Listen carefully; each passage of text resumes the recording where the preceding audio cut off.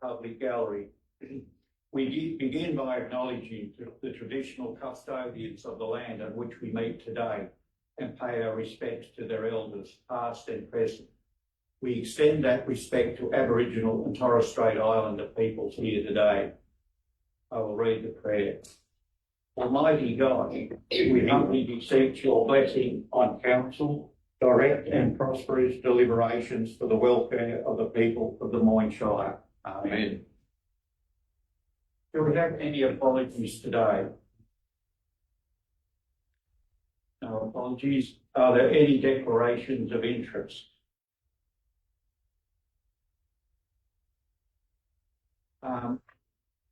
All that the minutes have been distributed. Would somebody like to confirm that the minutes as read are a fair and accurate record of the meeting held on the 30th of January 2024? Would somebody like to move that that is a fair and accurate record, please? Councillor Foster. We have a seconder, please. Councillor Locke. Is there any discussion on the minutes of the previous meeting? Would you like move that that is a fair and accurate record? Those for? Against? Carried. Councillor Gleeson's a little bit hard to see there. Yeah, thank you. I will now call for a motion to suspend standing orders to hear the public participation. That will be moved by Councillor Purcell and seconded by Councillor Foster. Thank you. Right, I'd like to welcome Mr. Eddie Stringers to speak. Mr. Stringers, you have 5 minutes and we'll give you notification of 4 minutes. Thank you. Thank you.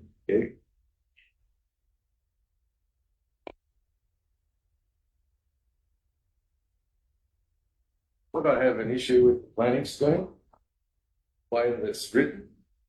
I've written a letter to the planning minister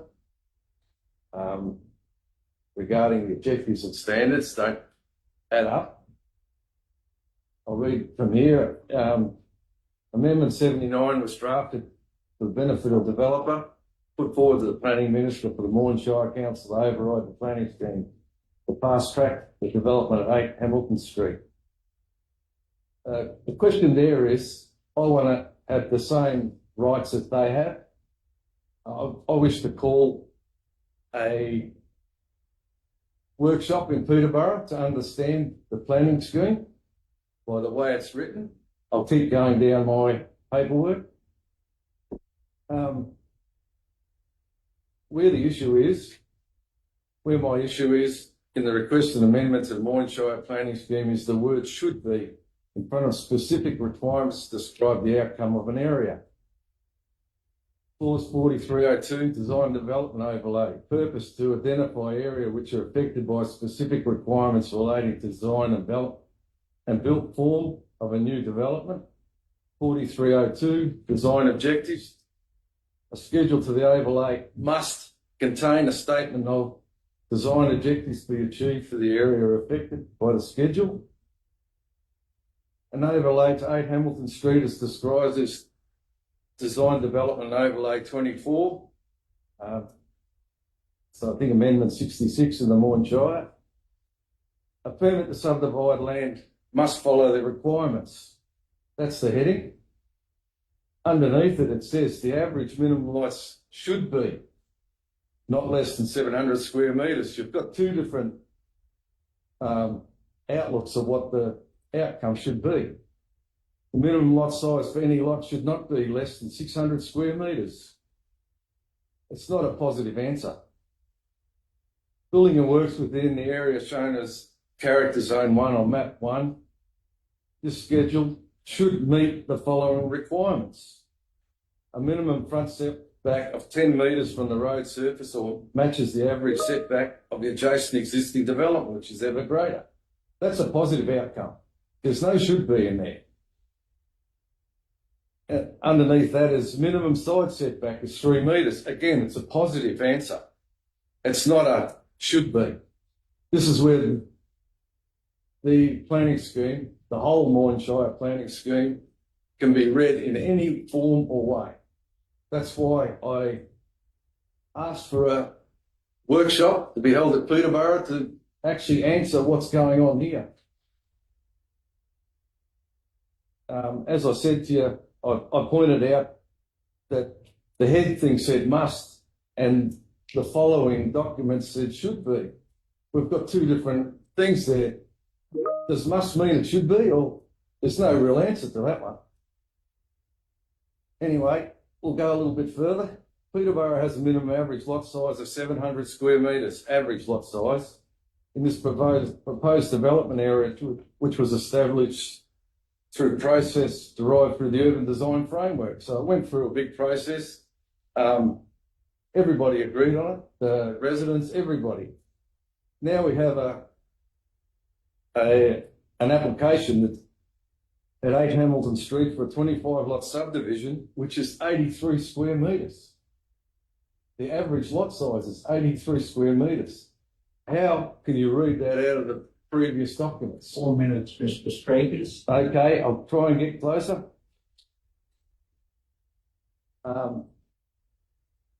Lot area and envelopes.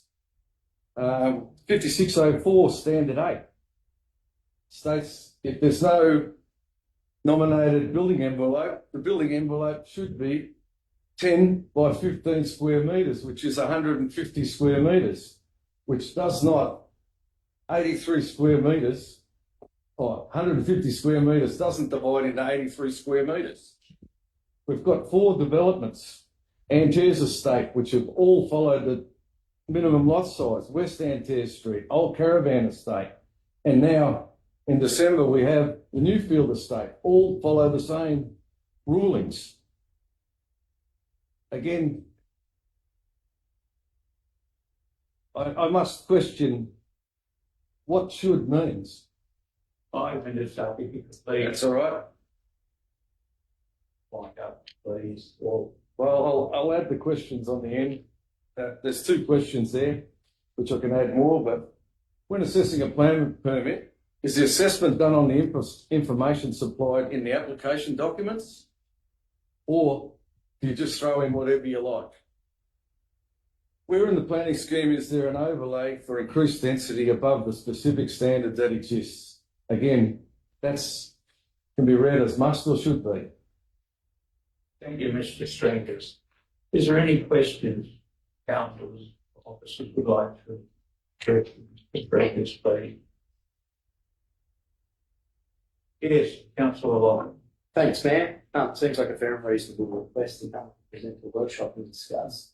I presume that's something we can arrange. We have in the past. It's a general question, I suppose, to the CEO. Is that something that we can schedule in our calendar coming up? Well, the specific question is to run a workshop at Peterborough. Yeah. It's a specific question. Yeah. I think we have, well, what I'm planning to do is to further discuss this with council and then provide a response.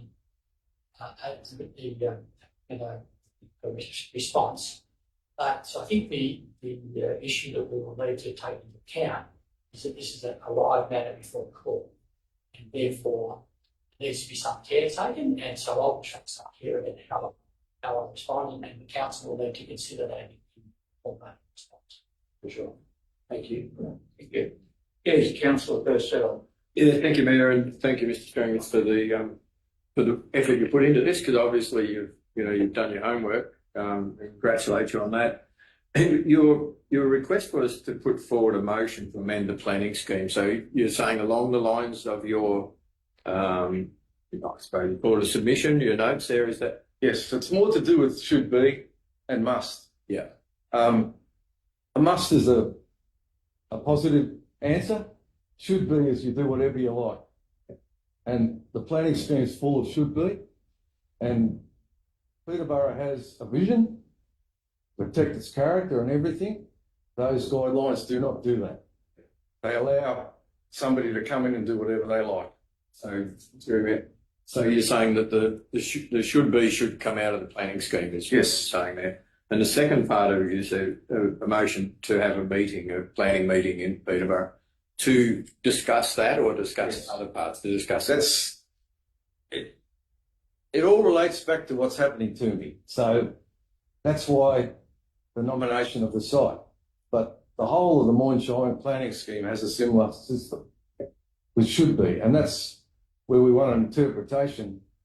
Like it says must and then follows by should be. They're two different things. And I've spoken to others about it who do writing, and they say it's not right. So No, that would separate it. Sorry, that would separate it from a case that's happening now, and to how you read the planning scheme. thank you very much. Any further questions or discussion? Councillor, Thank you, Mayor. You mentioned here lot sizes, 10 metres by 15 to 150. Have you asked those questions of the planners, how they come to that decision? They won't answer. They simply don't tell you the right answers. There's no real answers to how in the planning scheme they came up with anything. The officer's report shows nothing that shows how their answers have come up. So it's in the report, it's in the permit, but there's no definition or explanation how they got to those figures. No, there's not. The application itself has minimum lot sizes, which they argue. The officer's report states that it should be a minimum lot size of average of 700, minimum of 600. It should be. And in the decision to grant a permit, whoever wrote that has omitted the should be, and it's a positive answer. So it's everywhere what the answer is. any further questions, please? Yes, Councillor Purcell. Just one, Mayor. So specifically in that, you're talking about 8 Hamilton Street, isn't it? Yes. Yeah. I understand that is going to be cat though, isn't it? So it's sort of limited a little bit what we can discuss on that. We'll go through that process.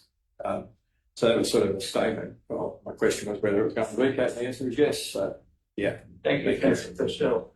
Any further questions or discussion, please? If not, thank you, Mr. Strengus, for your presentation.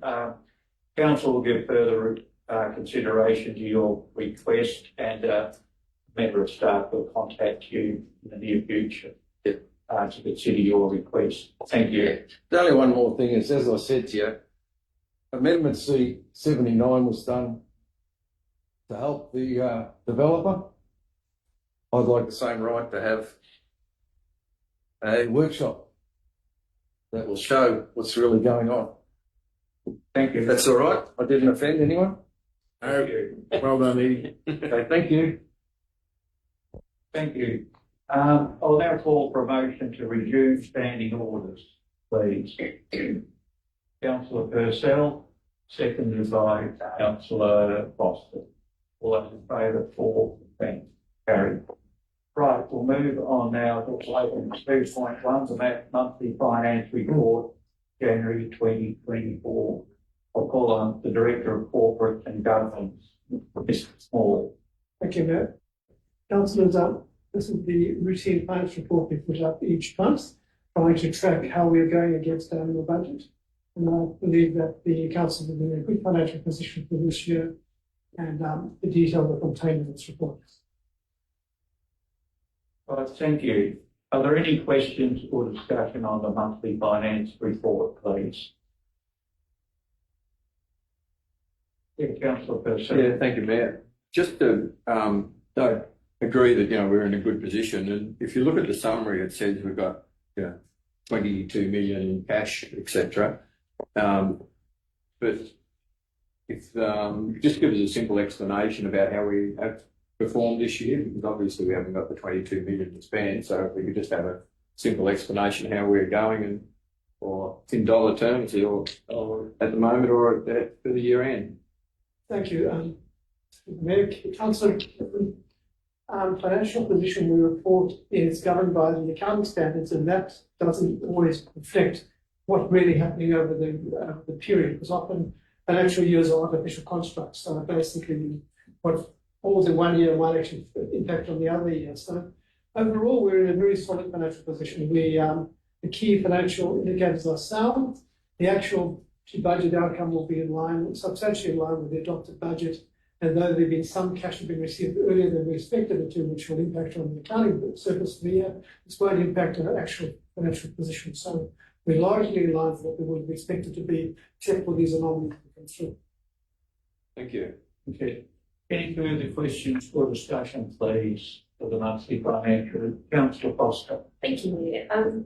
To refer item 2.5, the overdue debtors. Excuse me, it's on page 34, or 479.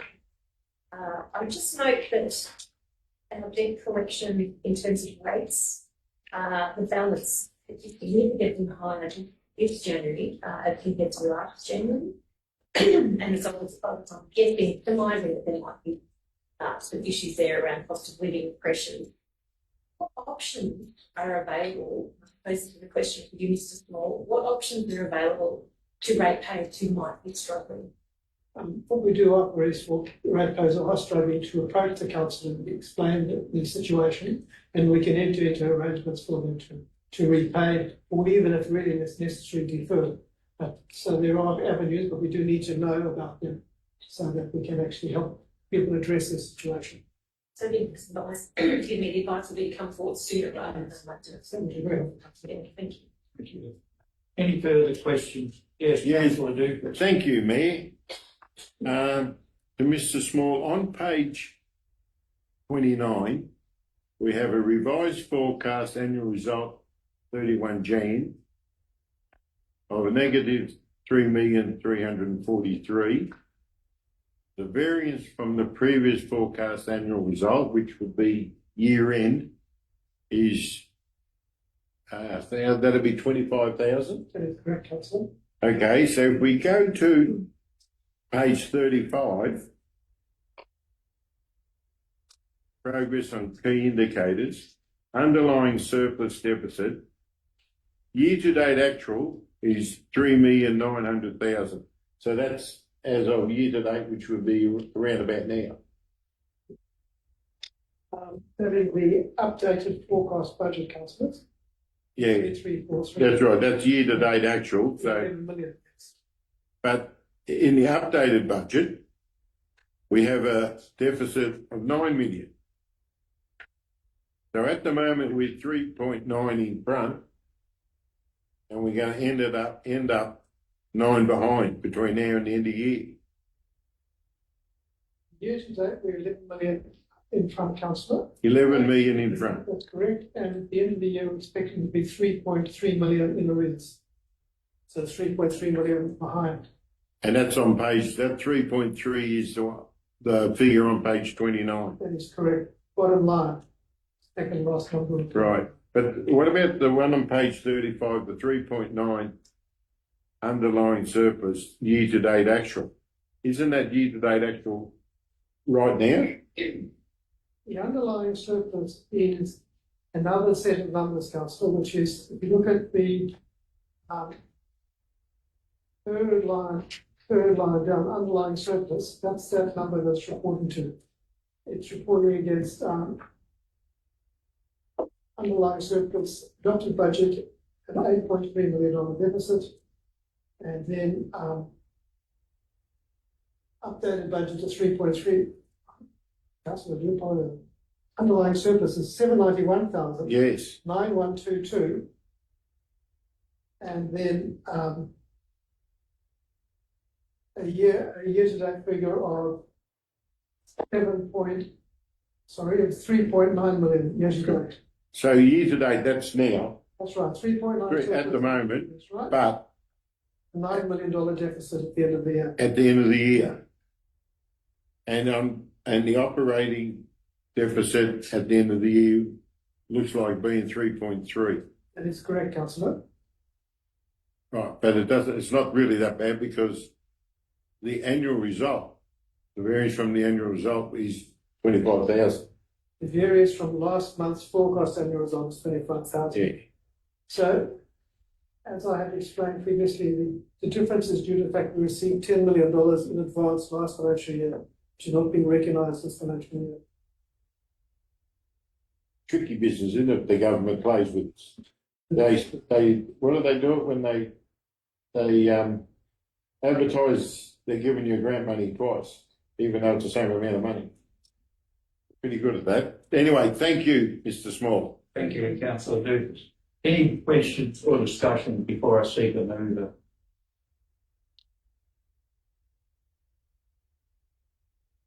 If not, I'll seek a move of item 2.1. The officer's recommendation is that council receive and note the monthly financial report January 2024.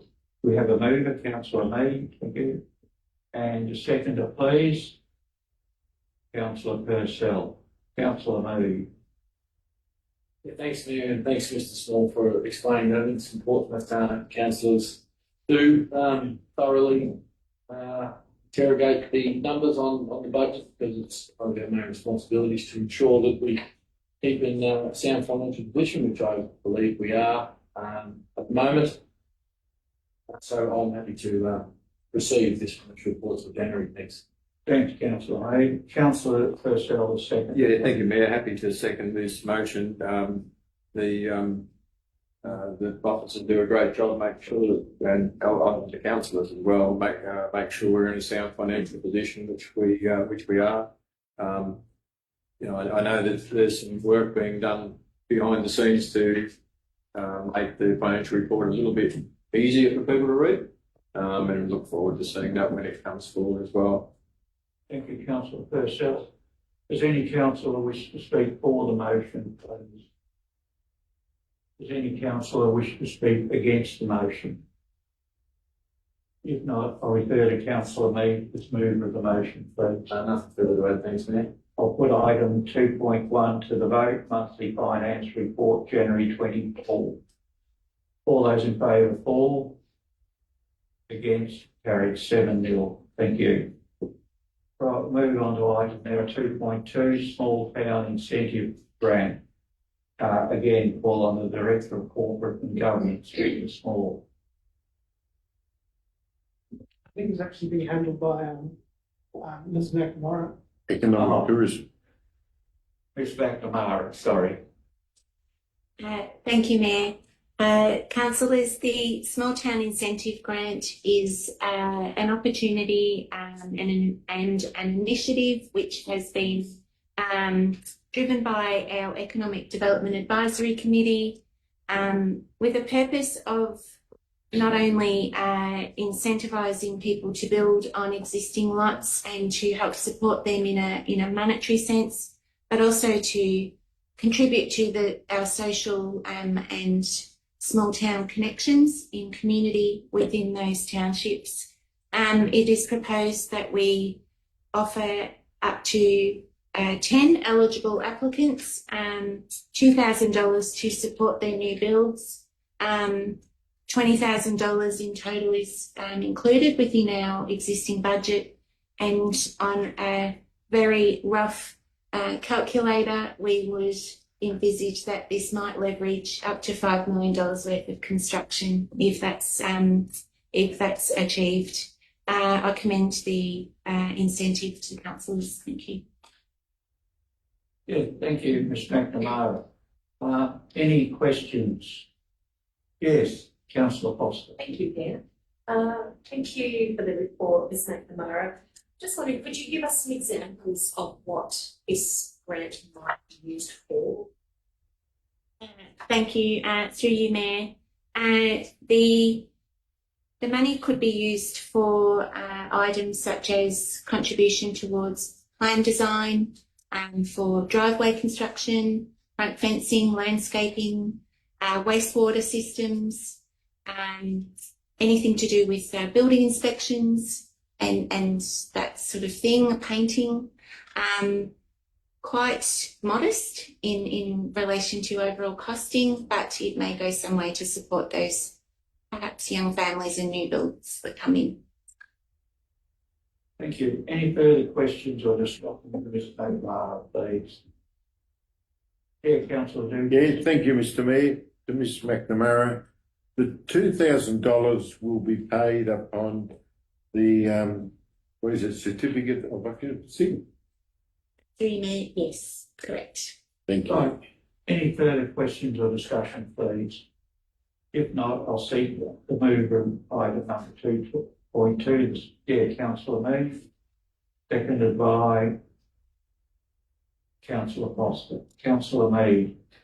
Thanks, Mayor. Thanks, Ms. McNamara, for presenting this motion to councillors. I think it's a great opportunity for councillors, albeit it might be a modest amount of money, as you put, but it does send a very big message to our small communities that we are keen to see some growth and activity in some of those sleeping blocks that are zoned appropriately for building, but currently have no activity on them. And some of our small towns that are highlighted here, Karen, McGarvock, Hawkesdale, Kirkstall, MacArthur, Penrith, Peterborough, Walsall, could all do with an injection of people, young families, retirees, working families, to go there and contribute to those local communities. Be it the local schools, some of those towns have their own schools, be it the CFA shed, or contribute to the local economy by the general store or the pub or whatever's there. So I think it does send a message. If you are an owner out there that is sitting on a block in some of these small towns, I do encourage you to activate that. And for the sake of those small communities, for their future, and for the businesses in those communities, the clubs and the schools, etc. So I think it's a great initiative from the economic development team, and I do hope there is positive uptake from the community from this. So I'm happy to move this motion. Thank you, councillor Mead. Councillor Foster, a second on the Thank motion. you, Mayor.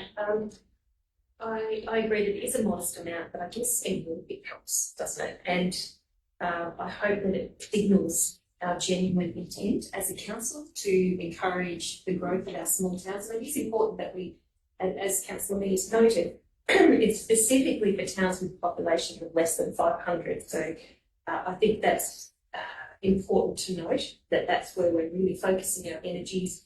And I'm proud of the fact that our council is willing to think outside the square a little bit in relation to economic development and encouraging investment in some of our smaller villages. So I'm very happy to support this motion. Thank you, councillor Foster.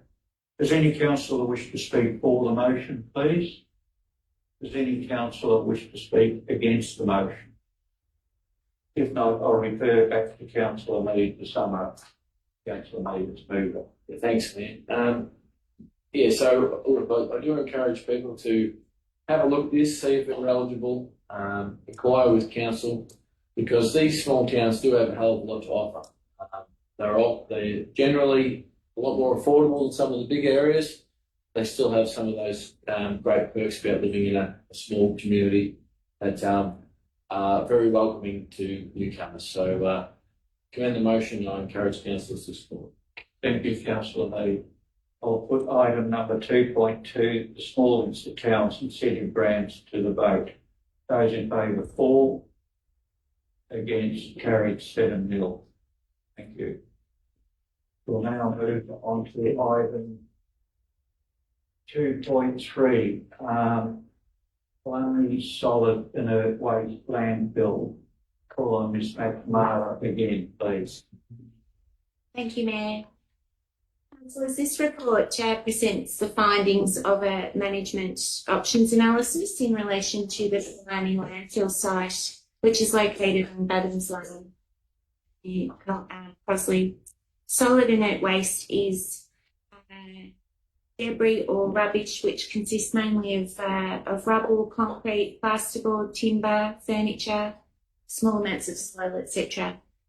The site has been accepting this type of waste for quite some years now, and most recently we have been advised by the EPA that this type of operation does now require a permit with the EPA, and which brings us to a decision on whether to close the facility or not. The recommendation is to close because of the significant cost, and we also recommend that a rehabilitation design also be carried out. Thank you, Ms McNamara. Questions, please? Yeah, Councillor Mead, then Councillor Locke. Thanks, Mayor. Just thanks, Mr. McNamara. Just to clarify, it's only a portion of the Maloney landfill that will be closed. There'll still be other options for green and general waste, etc. Through you, Mayor. Thank you, Councillor Mead. Yes, it will only be that component of the site that will be closed, which relates to the solid inert waste. The balance of the site will still remain in operation. Councillor Locke. Same question, man. Yes. Yeah, thank you. Any further questions? Councillor Purcell. Yeah, thank you, Mayor. Two questions. The first one is, so what we're talking about for solid inert land and what goes in the landfill is builder's rubble is what you would call it. Correct, yes. And we will be still, I understand it, accepting small quantities of that rather than the large quantities. Is that the case? Through you, Mayor, yes, we are able to accept up to 1 metre cubic metre, Yes. which is equal to a small trailer. Thank you. Actually, I've got more than two questions. The next question is, How many metres is that? I understand that there are facilities within Warrnambool, which is 10 or 15 kilometres away, or that sort of thing, too, where builders can take that material too. Through you, Mayor, yes, that's correct. Okay, and my final one is the timelines along. If council do decide to close this facility, what sort of timelines would we be looking at? Through you, Mayor, we would seek to work closely with the EPA and also affect some communications to our community around a closure date. We'd expect that to be between 2 and 4 weeks. Thank you. Right. Yes, Councillor Duke. Yeah, thank you, Mayor. Now we've got several options in front of us of various costs, etc. If we go down the close site and we close it down, is there still the ability for a private operator to talk to council and say hire the site and build a shed, etc., like one of the options indicates is possible, and run the site and pay us a nominal fee? Through you, Mayor, that would be, but that operator, regardless of who the operator is, would need to comply with the EPA requirements. But if someone come in the Shire door tomorrow and said, this is what I do, I'd like to hire or rent this part of the site and I'll do whatever's necessary according to EPA, are you interested? We would be interested, I'm assuming. We can make X amount of dollars out of it. If the sums add up, through me, I would imagine we would. Well, that'd be up to private operator. If he wants to spend, I mean, add up for us. yeah, well, why wouldn't it? If somebody says, I'll give you $200 a week for that square meterage over there, and they spend $500,000 or $1 million building whatever they need to build to satisfy the EPA, it's not something we should say, no, we're not interested in. We should at least look at it. Thank you, Councillor Dukas. Any further questions or discussion before I seek a move? If not, I'll seek a move of item 2.3, Killarney solid inert waste landfill.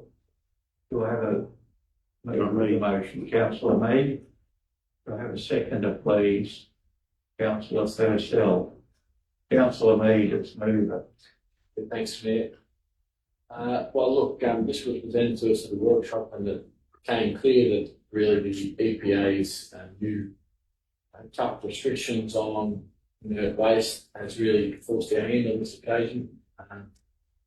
The huge financial costs that would be to meet those EPA restrictions. So, from my view, it really became the only option is to close the inert waste section of the claim. Thank you, Councillor Mead. Councillor Purcell. Yeah, thank you, Mayor. Happy to second this motion for a number of reasons. In particular, we can still accept small quantities of inert waste. There are alternatives for the for bigger users who have a truckload or more than one cubic metre. And if we didn't do this, what the EPA, the pressure they've put us under or the position they've put us in, it would cost our ratepayers a significant amount of money. And for that reason, I'm more than happy to second this motion. Thank you, Councillor Purcell. Does any councillor wish to speak for the motion, please? Does any councillor wish to speak against the motion? If not, I'll refer to Councillor Mead to summarise as mover of the motion, please. Thanks, Mayor. Right, I'll put item number 2.3 to the vote. Those in favour, for. Against? Carried 7-0. Thank you. Now, item 2.4, fair access.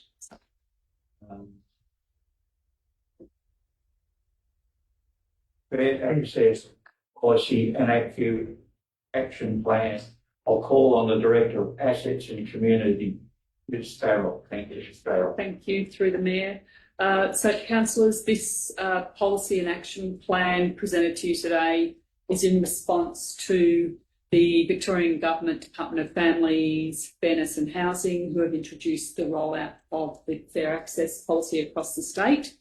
We're required to have this adopted by the 1st of July in order to meet any future criteria for community infrastructure funding. The policy really is to achieve two things. One is to meet that requirement for the funding, but also importantly, to address the barriers to participation of girls, women and gender diverse people within our community. The policy contains a set of 6 principles and applies to a range of our community-based sport and recreation committees. There is an action plan attached to the policy. We intend to put the policy out for public consultation if Council accept that recommendation today for a period of time and bring that back in for future consideration. Thank you, Ms. Farrell. Any questions of Ms. Farrell regarding 2.4, fair access policy and action plan, please? Yes, Councillor Mead. Thanks, Mayor. Thanks, Ms. Farrell, for presenting this. Just wondering what sort of what's the practicalities of this motion for some of our clubs, grassroots clubs will see. Thank you for the question, through the Mayor. The action plan attached to this report, there's about 15 or so actions there. Essentially, they're all around looking at how we can drive through policy and practice safer and more inclusive spaces and environments. So that might result in lighting projects or improvement to netball surfaces, undertaking gender impact assessments through all our policy development, looking at inspections of pools and safety of our technical infrastructure, the likes of those sorts of things, and generally just universal design consideration in any kind of future developments. Thank you, Ms. Farrell. Any further questions? Councillor Dukas. Yeah, thank you, Mayor. To Ms. Farrell, I note that it talks about gender diverse people, etc., trans and gender diverse people. It's only mentioned twice, and the rest of it's about women and girls. Does it mean that going forward, that a person who identifies as a female, who is actually male, has what one might call universal access to female facilities? So, through the Mayor, the question, Councillor Dukas. So those matters would be taken up through both at a national and state level. There are codes and practice around access for gender diverse people that might be participating in sport. So those matters would be addressed through that. Okay, so through you, Mayor, from reading this, I think it's good that it's going out to the public, but I think sporting clubs, etc., should need to have a close read of it, because it seems to me like the state government's holding a checkbook above our heads and saying any transgender person has, and I don't mind, they have equal rights. But I don't think a guy who wakes up tomorrow thinking he's a woman should have access to ladies' or children's change rooms. And I think going forward, we need to do something about protecting those children from those people who, for whatever reason, change their gender at the drop of a hat. So the policy's going out for comment. I hope a lot of people do read it. I know that some will be reluctant to say anything because they'll be called racist. But anyway, it is what it is. Just I think that's fair comment. I think we've got your message. No, but a lot of people are reluctant to say what they think because they don't want to be chastised by somebody else. Because I think you've made your point, Councillor Lucas. Thanks. I'm disappointed in you, Mayor. I wasn't finished. I'm just saying, but if you want to go down that path. No, I think out of respect, you've made your point quite clearly, and we respect your point of view, Councillor Lucas. I'm just saying the community should look at it closely. Yeah. Because it could cause problems down the track. Yeah, I respect your point of view. Thanks, Councillor Lucas. Any further questions or comment before I seek the mover of item? Yeah, Councillor Lockett. Thank you, Mayor. Just want to take note on Councillor Lucas's comments that what we're looking at here is having, like the universal design of toilets that are. Councillor Lockett, questions, please. Yes. On the motion. Do we have any further questions or discussion? If not, I'll seek a move. Sorry, Mr. Mayor. Yeah. There's one little one here. The policy, I believe, to Ms. Farrell is going out. Yes, that's correct. Policy's going out, and what wasn't going out? Something. Through the Mayor, it wasn't intended that the action plan went out because it's very operational in nature, but that's entirely up to council if you wish that to be on. So the policy going out on exhibition, but the action plan that follows the policy is not going out, but if somebody wants it, they can contact the Shire and get a copy. Yes, through the Mayor, and given that it's draft, it may well be that the action plan is refined once we receive any comment on the policy. Thank you. Right, any further questions or discussion, please? If not, I'll seek a mover of item number 3.4, the fair access policy and action plan. Please, do I have a mover? Councillor Foster, and a seconder, please. Councillor Lockett. Councillor Foster as mover, please. Thank you, Mayor. I'd just like to preface this by saying I find Councillor Dukes' comments unenlightened, to say the least, around gender diverse people and potentially very damaging. I think it's up to clubs to determine how they make their environments safe for all people. And I think this is a terrific thing. The Equal Opportunity Act, as noted in the report, protects any person's right to identify as a gender that may or may not be the gender that they were born with. It's 2024, and I think this is absolutely timely, and I'm very pleased to put this forward. Thank you, Councillor Foster. Councillor Lockett, the second of the motion, please. I'll reserve my right. Thanks, Councillor Lockett. Any councillor wish to speak for the motion? Any councillor? I'll speak for the motion. But I'm speaking for the motion, which is we put it out for public comment. We're not speaking about the content of it. The motion is that we put it out for public comment. And I'm more than happy for it to go out for the community to have their say. I'm disappointed that the government have used the big stick on us, said if you don't pass it, you're going to get no funding. Now, I think they could have appealed to our goodwill and said, this is the right thing to do, rather than bring out the big stick and say, we believe in it, so you do, or else you're not going to get funded. I think that is a disgraceful way for the government to act, and I think there are better ways to do it. But we are voting on whether we put it out for comment.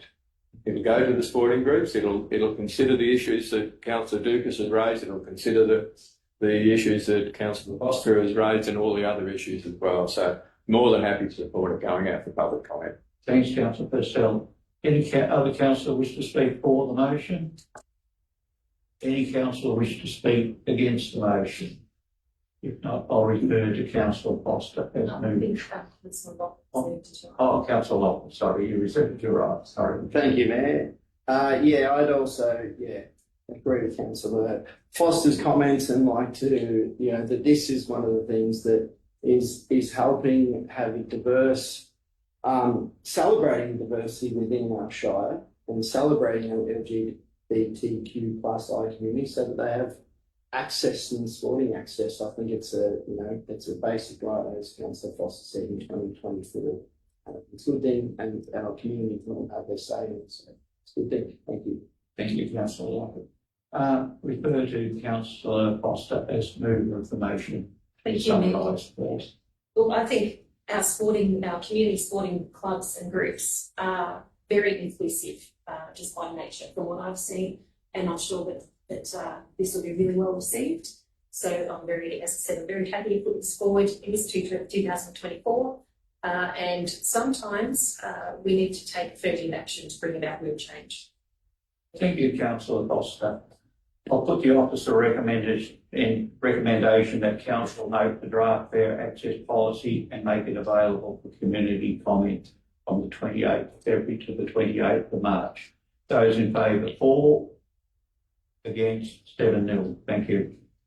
We'll move now on to item 2.5 to resolve to receive the Australia Day petition. I'll call on Mr. Small, Director of Corporate and Governance. Mr. Small. Thank you, Mayor.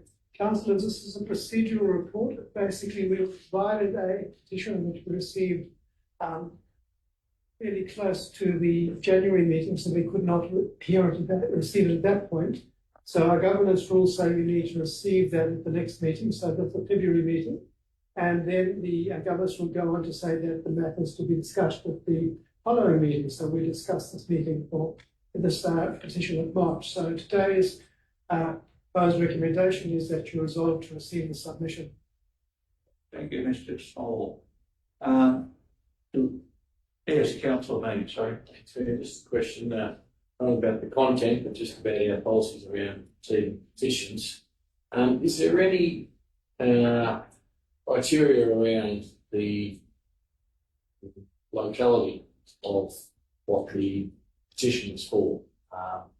Or can a group of people from Western Australia may come in on anything that we have to, may not be relevant specifically to Moyne? Is there any specificity?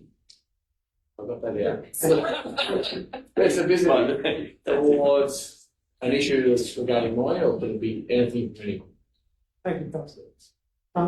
Councillors, currently our governance rules, particularly in relation to e-petitions, have no address associated, no residential address or place of origin address associated with it.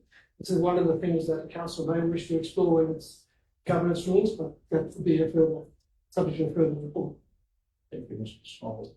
Any further question or discussion before I seek a mover of item 2.5? Yeah, Councillor Locke. Thank you, Mayor. Similar, not so much content, speak with Dave about the content of it, but regarding the confidentiality of the signatures, Councillor Hicks, if you don't mind, we alluded to it earlier in our discussions that someone signs a petition, I'm sure they're okay with their details being public, but I notice we have them confidential, more of a governance kind of question. Mr. Small. Thank you. What we believe is that when you table the submission, basically that you need to put your address and the signature on it. If it's a hard copy petition, this is a similar example, and we just put it as confidential when we're preparing the report submission. Any further questions or discussion? Yeah, Councillor. Thank you, Mr. Mayor.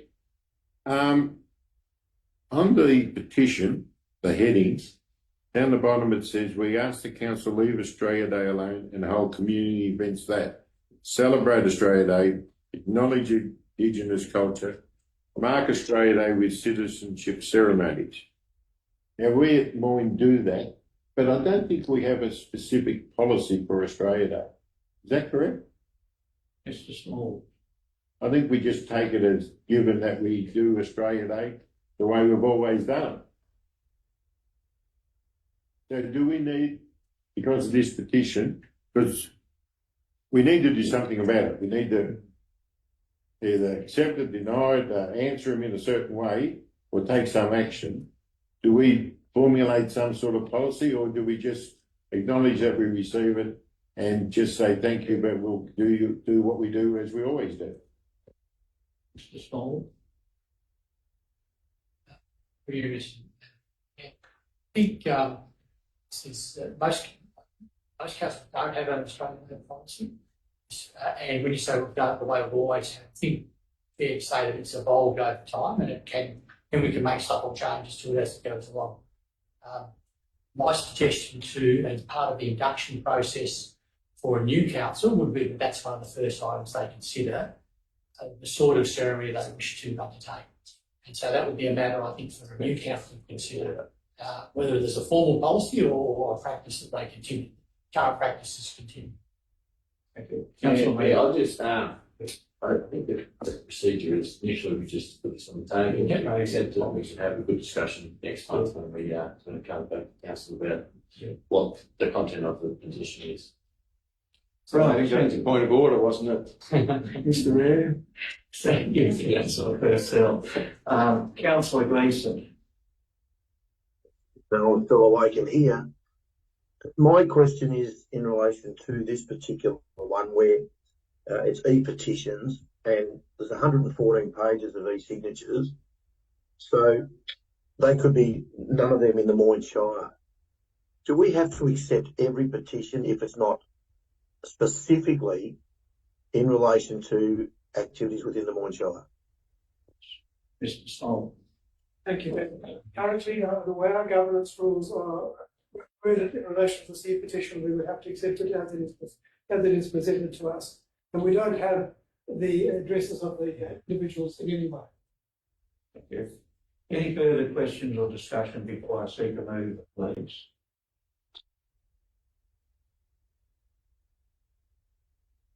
I seek a move of item 2.5 to resolve to receive the Australian Day petition. Do we seek that, Councillor Purcell?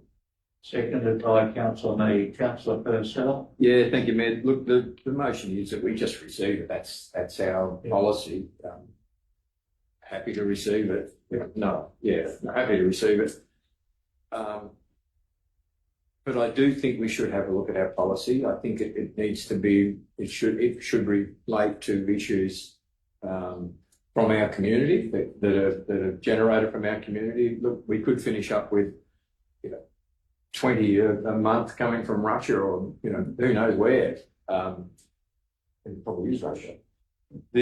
So I think we do need to have a look at our policy in regard to receiving petitions and how we handle them. But at the moment, this complies with what our policy says, and our policy says we receive it. So I'm happy to move that we receive it. Thank you, Councillor Purcell. Councillor Mead is seconded, please. I'm happy to second that we receive it as per our government's rule. Does any councillor wish to speak for the motion? Does any councillor wish to speak against the motion? If not, I'll refer to Councillor Purcell as the mover. I'll put item 2.5 to the vote to resolve to receive the Australia Day petition. Those in favour, 4. Against, carried 7-0. We'll now move on to item 2.6, motions for the MAV State Council. I'll call on Mr. Small again. Thank you, Mayor. Councillors, every year the MAV State Council calls for suggested motions from the individual councils, and we have proposing to submit 2, one in relation to the financial sustainability of the council and one in relation to the regional road maintenance. Thank you very much. Thank you, Mr. Small. Any questions or discussion, please? Yeah, Councillor Moon. Perhaps for CEO, Mr. Small. Assuming this gets through today and gets through the MLB State Council, then what happens? Through you, Mr. Mayor, the MAB then follows the motion that's been adopted and prosecutes the case to government on behalf of 7 members of the council. They are being members of the MAB. time. That can take many forms, but it can be as simple as writing for a meeting. Right, any further question or discussion before I seek a mover, please? If not, I'll seek a mover for item 2.6, motions for MAB State Council. Do I have a mover, please? Councillor Mead. Do I have a seconder for that, please? Councillor Purcell. Councillor Mead.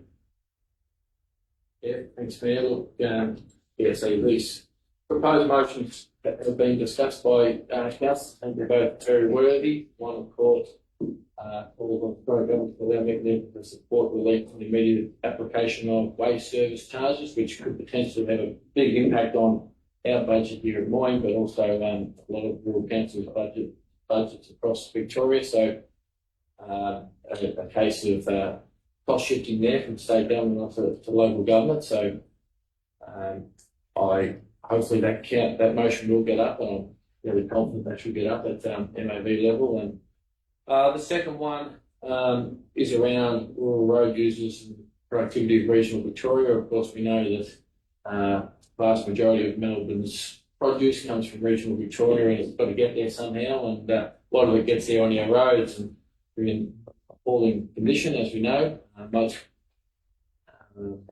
In particular, some of our big roads or state roads. So there's certainly call on rural councils in particular to get behind that one. We need more support for our rural infrastructure to get our produce to market. Also, being confident that both these motions, they may go ahead in some other form, merge with another council's proposal, but confident they'll get up at the state level. And then I would call on the MAV board to, really show some action in getting some results from those motions. I know in the past this has come every year. We've put up stuff. We've gone to the effort. Councillors and officers have gone to the effort to draft motions and do homework and do research, and gone down to the state council to argue the point. And to be honest, to date, I haven't seen a lot of results from those motions that were put forward to the state council. So I think there's a real opportunity here with these two for the MAV to show some real force that these get some action, we see some results, local council level in particular here at Moyne. Thank you, Councillor Mead. Councillor Purcell, second. Yeah, thank you, Mayor. Echo those comments. Both the motions are really, really good. They're nice, strong motions. And look, I hope they get up today, and also through the MAV. Really echo the desire for the MAV to prosecute these better than they have in the past. I think if they do prosecute them well, they really don't convey that well to us anyway. I'm not sure they do to other councils or not, but through my time here, I've seen a number of these motions go up, and I haven't seen the results of any of them. So I'd ask the MAV that they actually take that on board and let councils know what they are actually doing to make the motions, make something out of the motions. So more than happy to second this. Thank you, Councillor Purcell. Do we have anybody wish to speak for the motion, please? Thank you. Yeah, I'll speak for the motion, Mr. Mayor, especially the one with regards to rural road safety. It's not dissimilar to what Mr. Hill proposed for the Moyne Shire. Talks about Department of Transport and Planning, infrastructure budget, designated minimum percentage, all great staffing levels. But I think where it does miss out on, it should add that those staffing people should be based locally. Sounds terrific, but they're all in an office either in Geelong or in Melbourne. They should set up those small groups, and with the designated funding in regional areas like Warrnambool, Hamilton, Horsham, those places, where they're hands-on, they know exactly where they're going, what they're looking at, where they can consult with the community. But that might come out further down the track with the MAV. But I do recommend both motions, but especially the one with regards to road upgrades. Thank you, Councillor Lucas. Any other councillor wish to speak for the motion? Does any councillor wish to speak against the motion? If not, I'll refer to the move of the motion. Councillor Mead to summarise, please. Yeah, thanks, Mayor. Just to add that on this occasion, as I say, assuming they get up today and the State Council, I can assure the MAB board that Council will be watching very closely how it's actioned and what results come. Thank you, Councillor Mead. Right. I'll put item number 2.6 to the vote. The motions for the MAB State Council. Those in favour 4. Against 7-0. Thank you. Right, well, I'll move on to item 2.7, prevention of sexual harassment policy. Mr. Small again. Thank you, Mayor. Councillor, this report is on a policy which has basically been extracted from the existing policy, which included sexual harassment and bullying, because the government is advising that it would like to see the policy separated. So it contains much the same content as our previous policy, but it's based on the model the Public Sector's Commission for Model Policy for the Prevention of Sexual Harassment in the Workplace. So some of the terminology might not be in layman's terms, but this is the guidelines that they come down from the policy.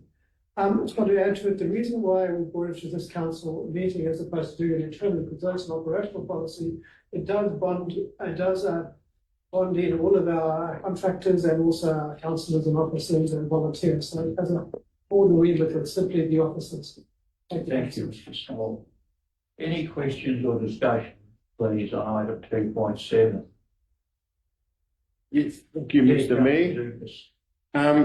Page 294, under definitions, the first heading is bystander. Someone who witnesses or overhears sexual harassment. So, can I have an explanation what that means? Because someone might be walking down the street and hear something and say that's sexual harassment. What do they then do? Go to whoever said it or received it, or who follows up from there? What's the bystander's involvement in this? There, making things messy. On page 298, clause 6.8 says, bystanders that are aware of sexual harassment are encouraged to discuss and report sexually harassing behaviours to the people and culture unit. So there is putting an expectation that bystanders would bring it to the attention of the organisation. So someone who's got nothing to do with the organisation at all, sticking their nose into sexual harassment, or assuming it's sexual harassment when it mightn't be. It's not, if you look at scope, Jim, it is a workplace policy. It's on page 294. It's on page 294. Yeah. Scope talks about policy applies to employees, councillors, contractors, etc. It pertains to any work-related activity, work-related events. So it isn't a policy that applies to the community, it applies to us as employees or councillors or contractors at work. So the bystander is not an individual unassociated with the organisation. A bystander is a member of one of those things, whether it's a council or contractor. They're part of the organisation, but not part of the discussion between the two people involved. Cleared up. Thank you. Thank you, Mr. Brown. Councillor Mead. Yeah, thanks, Mayor. So, Mr. Small, just to clarify, obviously, as a employer of choice, it's the term used, we've always had elements of this within other policies to protect the staff and councillors and contractors, etc. But from what I see there, they go recommend a specific one, hence why we're here today. Sure, that's correct. So basically, we've had much the same content, but it's now in different wording. But we've always had the same principles. Yeah. Any further questions or discussion before I seek a move for the officer recommendation, please? If not, I'll seek a mover of item 2.7, prevention of sexual harassment policy. Do we have a mover of that, please? Councillor Foster. Do we have a seconder, please? Councillor Lockett. Councillor Foster. Thank you, Mayor. In the lead up to preparing for today's meeting, I did a bit of research about this because I thought it wasn't even a thing anymore, but apparently it is. So what I learned is that more than a third of women say they have experienced sexual harassment in the workplace. Not saying that's the case in Moyne Shire, but having a policy like this sets out very clearly what the expectations are. So it can only be a thing. So I'm happy to support the motion and commend it to the colleagues. Thank you, Councillor Foster. Councillor Lockwood has seconded, please. Thank you, man. I thank Councillor Vidukas for raising the question about bystanders. I think that's one of the interesting things in society, as Councillor Foster pointed out. Is this still a thing? And unfortunately, it's absolutely still so horrendous to think that it still is. But I think there's a real obligation on the bystander who needs, to do something about this, because if it's directly from one person to another and someone is that witness, there's a real obligation to stand up and not put up with sexual harassment in any workplace. So yes, it's probably one of the most important policies that we document. Statistics of violence towards women in our society is an absolute disgrace. So having these policies, but also for the bystanders to stand up and make whoever it is accountable, is extremely important. Sometimes by doing nothing, it is a violent act. Thank you. Thank you, Councillor Lockwood. Does any councillor wish to speak for the motion? Mr. Mayor, a clarification. This policy goes both ways, men against women and women against men. And what about the whistleblower part of things? Going on from Councillor Lockett, you've got a senior over a junior, a bystander could be involved. I assume that a person could go, a bystander, let's say, could go to whoever the whistleblower representative is and make a bit of a statement. Mr. Small? That is correct, Councillor. Right. Yeah, so it doesn't have that. You don't walk in and CEO and say, I saw so and so say this. There's ways that can be done discreetly to protect the person being. That's right. We have a whistleblower policy. Yeah. Thank you. Any councillor wish to speak for the motion? Any councillor wish to speak against the motion? If not, I'll refer to Councillor Foster as mover of the motion. Thank you, Mayor. Thank you, Councillor Dukas, for raising that, because it is true. It is not just happening to women, that so happens to men and other genders as well. So I just hope that this particular policy gives our staff, because that's our primary concern, give them some peace of mind to know that they can be empowered if sexual harassment does take place. Thank you, Councillor Foster. I will now put item number 2.7 to the vote, prevention of sexual harassment policy. Those in favour, 4, against 7-0. Thank you. We'll now move on to item 2.8, instrument of sub-delegation under the Environment Protection Authority Act 2017. Mr. Small again. Thank you, Councillor.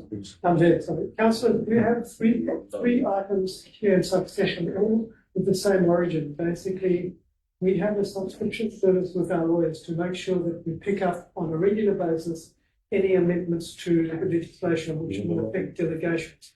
So we've got 3 reports coming through. First one is in relation to the Environment Protection Act, and that's the one that we're talking about at 2.8. So this is a change delegation, and it's mainly to do with on-site water management and noise from construction, demolition and removal of residential premises. Thank you. Thank you, Mr. Small. Right, do we have any questions or discussion on item 2.8, please? If not, Councillor Dukas. We're talking about noise here. Noise from construction, demolition or removal of residential premises. Is there a gauge or a limit on the noise or the type of noise, or can the responsible authority, whichever officer it is, come in and say you're making too much noise, stop work or change what you're doing or something like that? Mr. Small? Yes, Mayor, I might suggest you that this report is about the delegation. Ms. McNamara might be able to answer more about the how to deal with the coach.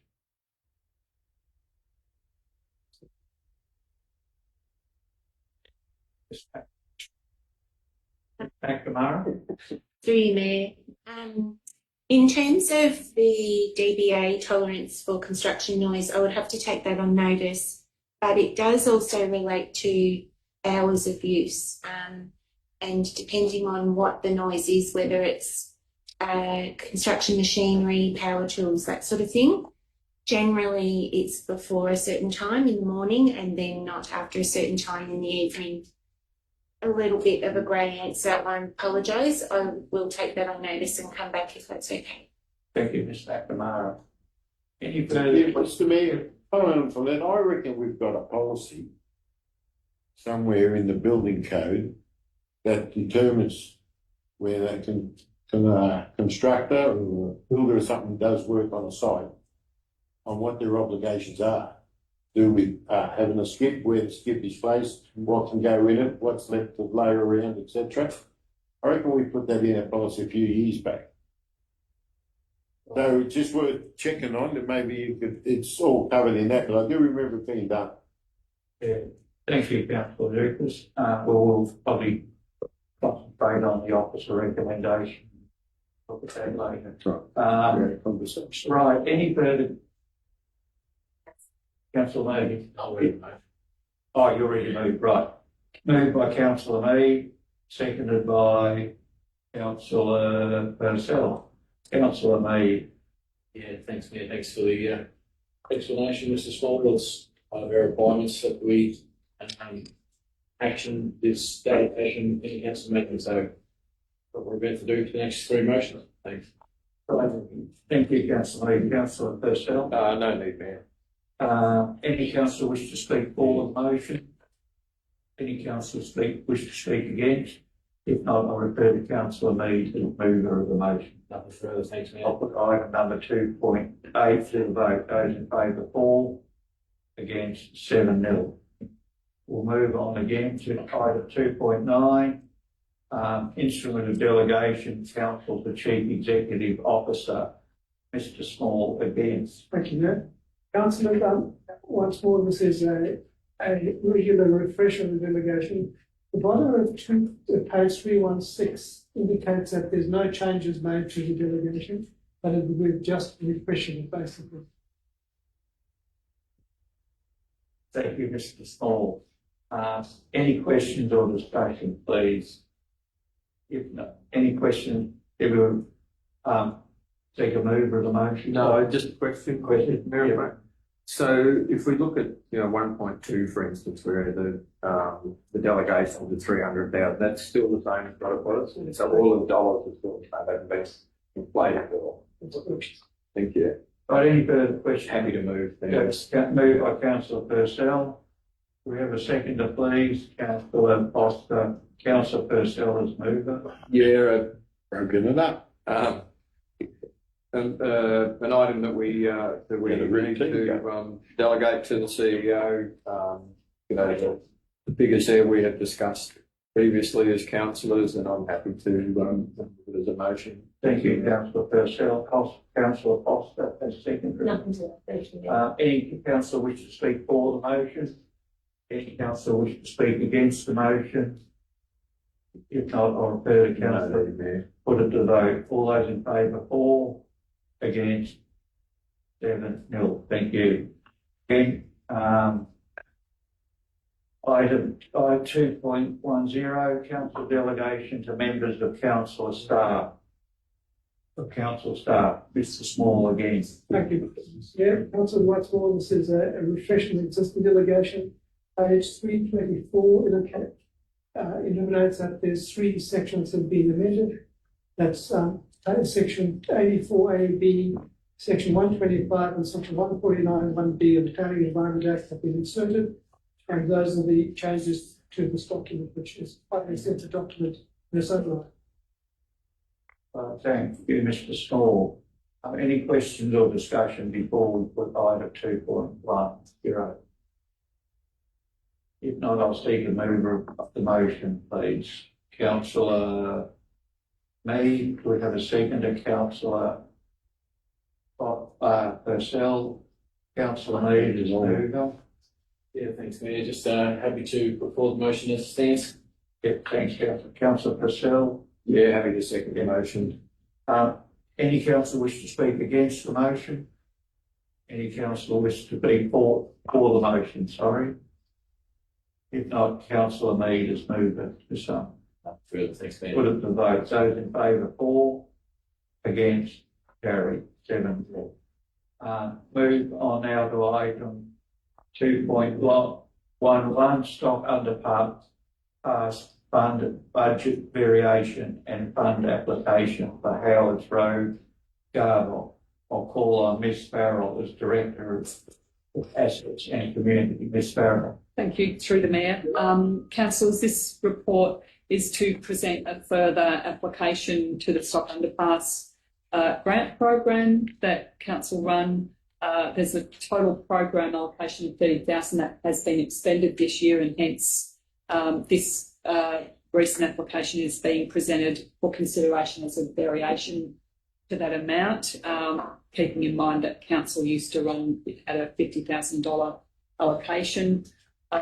It's deemed to be important in a number of aspects in terms of both the particular area being on a school bus route, poor visibility on a single lane sealed road with multiple driveways and intersections and trees across that site, and also noting there was a fatality in July last year in this location. So the application is for your consideration. Thank you, Ms. Farrell. Any questions or discussion regarding the budget variation, please? Yeah, Councillor Purcell. Yeah, thank you, Mayor. I'm not sure whether Ms Farrell is in a position, but what's the fatality in relation to stock movement? Through the Mayor, I can't say that categorically. I can find it, but it is in relation to that particular road in terms of the poor visibility and sight lines and narrow road. Thank you. Any further questions or discussion before I seek a mover and seconder?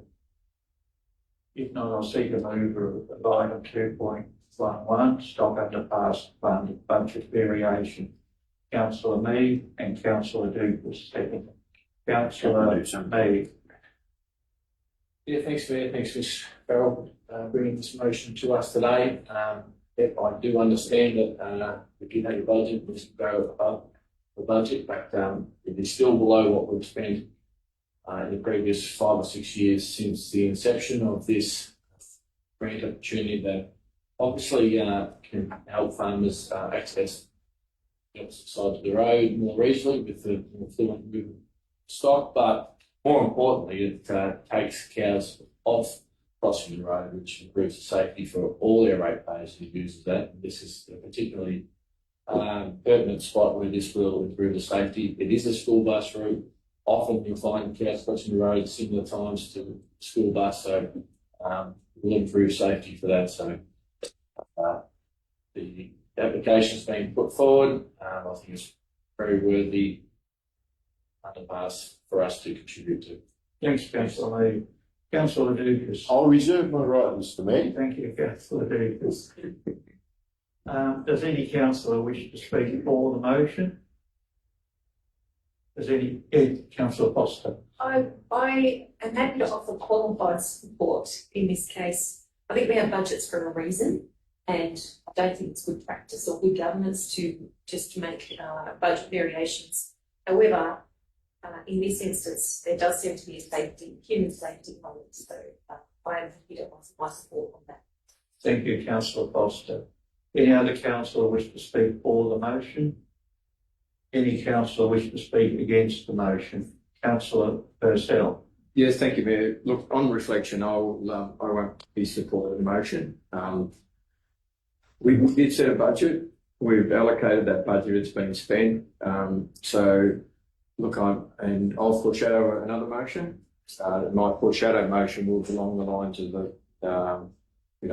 that we support the application, but it actually comes out of next year's budget rather than that it be from the 24-25 budget rather than out of this one, because I feel that, you know, once you start to make, you know, extra allocations out of the budget, it makes the budget process completely unworthy. So for that reason, not because I don't think it's worthwhile, because I certainly do, but I think we need to consider that we have allocated that money, and therefore we, you know, I'd be happy to support it out of next year's funds, but not out of this year's. Thank you, Councillor Purcell.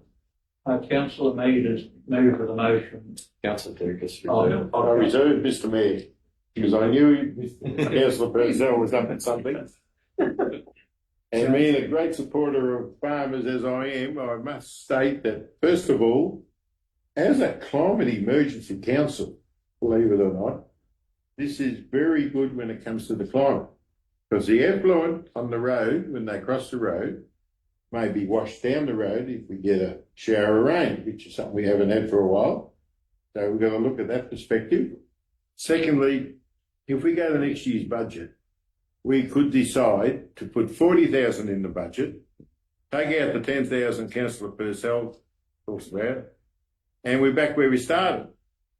So having regard to all those different scenarios, I think it's best just to do a budget variation of $10,000 and let's get this underpass up and going before the cows start calving again. Thank you, Councillor Dukas. Councillor Mead has moved the motion. Yeah, thanks, Mayor. Look, yep, I do understand the budget's set for a reason, but also, you know, in the past we have looked on special circumstances to be adaptable within our budget, which I think, you know, that does fall within reasonable governance practices, to use them as a strong indication of where we want to be, but also look at each case on their merits. And that's what we're doing on this occasion. Certainly, this was the doorstep for this year, and we'll reassess our budget allocation for next year. I know that you know, dairy industry is our biggest industry within the Shire, and agriculture more broadly. Of course, stock underpass is used not just for dairy, but across the livestock industry. So there will be more of these coming. So I think it's important we continue to support it for next year's budget. But in the meantime, happy to put this one forward and encourage councillors to get behind and support. Thanks. Thank you, Councillor Mead. Councillor Dukas has seconded.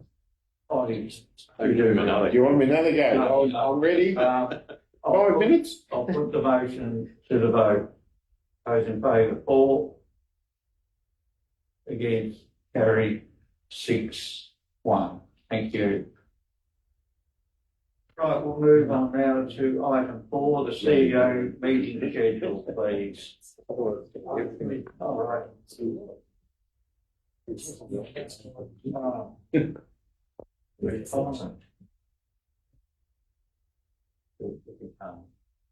Councillor items, Mayor and Councillor activities. Any discussion or questions on that, please? No questions or discussion? We'll move on to item 3.2, councillor motion, notice of motion. Nothing at time of commencement. Item 3.3, general matters, please. Any general matters councillors wish to raise? Councillor Foster. Thank you, Mayor. A couple of items. First of all, I've just been reading today the 70 plus submissions made for the Inspiring Women of Moyne Award, which will be presented, announced next Friday for International Women's Day. So just foreshadowing that that's going to be a great event, International Women's Day, Friday morning. And congratulations to all of those who were, in fact, nominated. And the other event that I'm looking forward to is, of course, the Folk Festival, which is already a bit of a buzz around town. Terrific program, so looking forward to welcoming the folk with that yet again. Thank you, Councillor Foster. Any councillors with any further yes, Councillor Gleeson, please. Just so you know, I'm still here. I just want to congratulate the organisation, the organisers of the Jazz Festival, and also to Councillor Lockett for his magnificent opening of the event on the Saturday morning. It was just absolutely terrific. Well done, Councillor. The cruise ship that came in, and I just want to send a shout out to our staff from the VIC, to Renee and Chelsea who were down there. What a fantastic welcome committee they were. Comment from Wayne, the cruise coordinator. He said the big places don't do that, and those two really sold our town and our district remarkably well. Congratulations to the Porphyry Consolidated School and another fantastic running of the Porphyry Marathon, and again to Councillor Lockett for his contribution over a period of about 5 or 6 hours on the microphone. Well done. And lastly, next Friday, V-Line have indicated that they're going on strike. Nothing unusual there. 8 out of 10 services are going to be impacted. So I'm just wondering whether the council has any contacts within the government or within the organisation to try and work out the impacts on people travelling to the Folk Festival and other events in Warrnambool and the surrounding districts that weekend. Thank you, Councillor Gleeson. Right, any further general matters? Yeah, Councillor Lockett, then Councillor Dukes. Thank you, Mayor. Thanks, Councillor Gleeson, for your fine comments. I just want to shout out again to the Jazz Festival and to the Porphyry Marathon. The Porphyry Marathon is only its 3rd year, over 1,800 runners across a fair few different events, 160 plus volunteers. It's the 8th biggest marathon in Australia and 3rd biggest in Victoria for a small community fundraiser for the Consolidators. It's a phenomenal event, and the community spirit in the town over that weekend in particular is phenomenal. It's such a positive event. So many stories. There was Nat, this lady was running her 50th marathon, and her husband was running his 12th. All blokes run 12 marathons, but he's always going to play second fiddle in that 50 marathon. So I thought that was a fantastic story of how there was a Greek fellow, Councillor Duke, who should love. He ran his 201st marathon. Is that all? And his secret to running 201 marathons was eating marshmallows as he went along the way. I thought that was brilliant. There were some really powerful stories of people's journeys and why they run and stuff. But as a big shout out to the Porphyry Surf Club. It was, running a marathon, 42K is a pretty serious thing to do. And some people did stuff with some significant kind of, impacts, and the surf club were bang straight onto all of those. So big shout out to the surf club for people keeping people safe during all that. Thank you. Thank you, Councillor Lockett. Any further, Councillor Dukes? Thank you. 2 Lions Clubs dinner, Koroit and Macarthur. Saturday night in Koroit and Sunday afternoon in Macarthur were fantastic. Koroit, I reckon, had about 90 people at their dinner. And Bruce Lowenthal was awarded the Melvin Jones Award. Now, if you don't know Melvin Jones, he started Lions back in 1917. Insurance broker from Chicago who started up in Texas, Dallas, Texas, and it's grown to what it is. So congratulations to those 2 clubs. Macarthur put on a great show, and I mentioned Macarthur, Groy did too, but Macarthur being a very small club did a fantastic job. So to anybody out there who thinks that they can contribute to Lions, please join up. You don't have to live in Macarthur or Koroit or any other town to be a member of Lions. And it's great to see those people, especially some of the older members. The look on their faces when they all meet up with past members, etc., and how happy they were, and they reminisced about all the things that the Lions Club have done over the years. So don't be shy, step up, take the family along, and join the Lions Club. So well done to those 2 clubs. And on another matter, I would like to ask if our Director of Environment and Planning, etc., does she know anything about a proposed battery storage facility in the Sisters area? have it on very good authority that there is a company proposing to build a battery storage facility in around the Sisters. I believe it's to do with Dairy Lane, not 100% certain on that, but that is the area. So if we've heard anything today, please let us know. And if we haven't, can you ask questions, please, to, I don't know who to, but I think it's very disappointing because in years gone by, these developers move in and start negotiating with landowners, etc., and we're the last to know. Yet we've told the government, etc., anybody proposing these developments, come to us first and let us know what's going on before the ruler mill runs amok. And if we can help, we will. Thank you, Councillor Dukas. Ms McNamara, do you have any updates on the system of big battery? Yeah, through you, Mayor, and thank you, Councillor Dukas. To my knowledge, we haven't had any approaches from any companies in that area. We will make further inquiries and will ensure councillors are informed as soon as we know. Thank you, Ms McNamara. Councillor Purcell. Yeah, thank you, Mayor. Firstly, I'd like to echo Councillor Dukas' remark regarding the work that Bruce Lowenthal does. He's looked after that hot shop, whatever they call it, in Roy, and the money that they've raised from that, they've put into playgrounds and the work they've done around the barbecue area. Great work from that line, Father and MacArthur equally. But I would like to shout out to the work of some of the pool committees. I've had the opportunity to be past MacArthur on a number of occasions recently, and the patronage in those pools, the pool at MacArthur, and I understand Hawkesdale and Mortlake are the same. The committees who look after that are doing a great job, and the community are certainly getting behind them. And I'd be surprised if the numbers are significantly up this year because they're really attracting the people to go to them. So they're doing a great job, and I'd just like to congratulate them on that. Thank you, Councillor Purcell. Any further general matters, please? If not, thanks, councillors, for that community update. Much appreciated.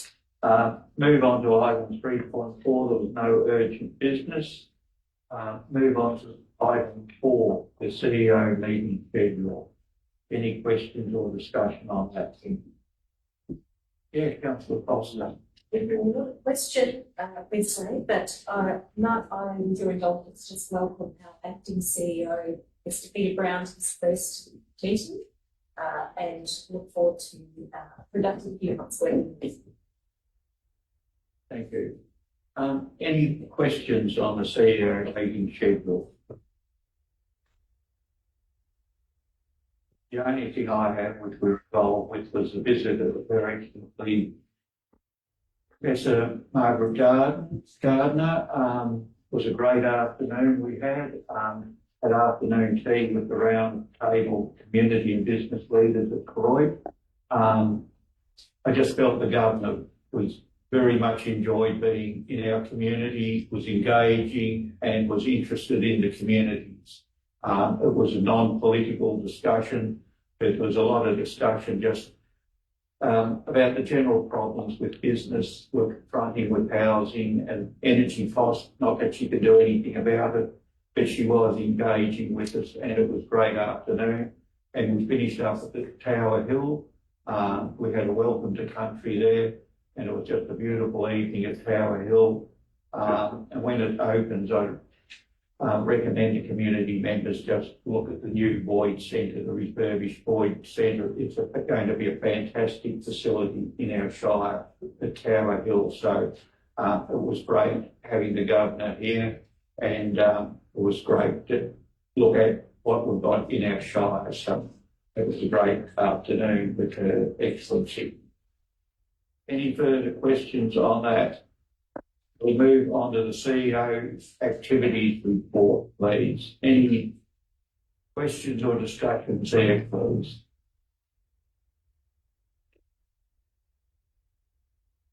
I'll start the ball rolling, Mr. Mayor. Yes, sure. Ms. McNamara, in relation to Mortlake South Wind Farm, states the monthly monitoring in accordance with the BAT and Every Management Plan commenced in August 2023. Because the wind farm hasn't been fully operational, what standing does that report have or substance? Through you, Mayor, can I take that on notice, please, and I'll come back to you with an accurate answer if I may. Thank you. Thank you. Any further questions? Just Mr. Brown has an update. Sorry, to be a correction, council does have a Australia Day, policy, but it largely relates to the Australia Day awards. How what the awards are and their chosen. It does have to be a major policy. We'll include that in with the report in a month's time. Thanks, Mr. Brown. But any more questions or discussion on the CEO's activities report, please?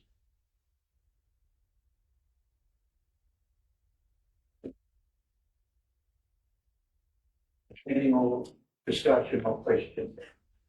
Look for some. If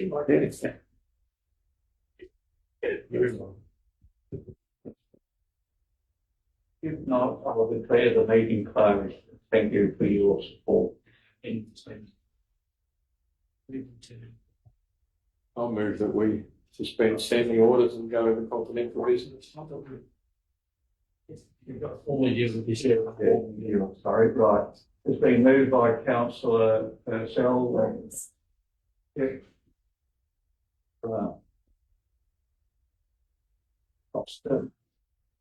This has been standing orders. Confidential. Right. It will be.